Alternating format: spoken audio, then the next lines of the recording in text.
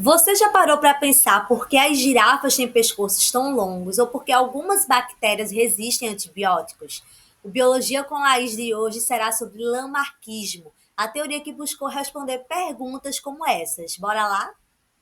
O biólogo francês Lamarck foi um dos primeiros defensores do transformismo, isto é, um dos primeiros a admitir que os seres vivos se modificam com o passar do tempo. Em 1809, Lamarck propôs uma hipótese na tentativa de explicar como ocorre o mecanismo de transformação das espécies. Como é que as espécies poderiam dar origem às outras espécies? O lamarquismo baseia-se, em dois pontos básicos: a lei do uso e desuso e a lei da transmissão das características adquiridas.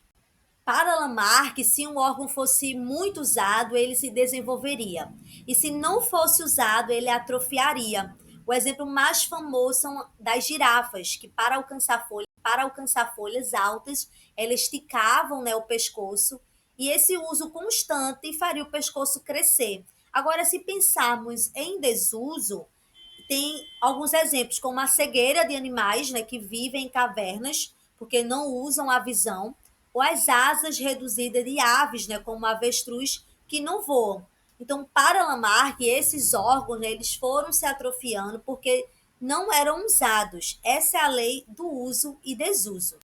Já na lei da transmissão dos caracteres adquiridos, uma outra ideia do Lamarck era que essas características adquiridas ao longo da vida, elas seriam herdadas. Assim, uma girafa, que esticou muito o pescoço, teria filhotes, com o pescoço mais comprido, ou um animal, que vivia na caverna, que perdeu a visão pelo desuso, teria descendentes cegos, ou seja, a pouca utilização dos olhos teria feito com que eles se atrofiassem e isso seria transmitido de geração a geração.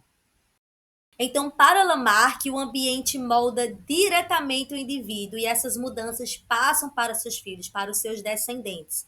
Observem que em todos os exemplos citados, o meio ambiente ele atua como um fator que exige, modificações dos seres vivos para que esses seres vivos, possam se tornar adaptados às circunstâncias existentes, né? Embora certo, em suas convicções, o lamarquismo está errado em suas explicações, né? Mas mesmo assim, ainda é um assunto que é bem cobrado, no vestibular ou na sua prova na escola. E a gente precisa entender um pouco, por que essas explicações do lamarquismo hoje são consideradas erradas, né? Sabemos que nenhuma alteração fenotípica provocada por fatores ambientais, ou seja, nenhuma característica adquirida, se transmite à descendência. E a maior falha da teoria está exatamente aí, na transmissão dos caracteres adquiridos ao longo das gerações.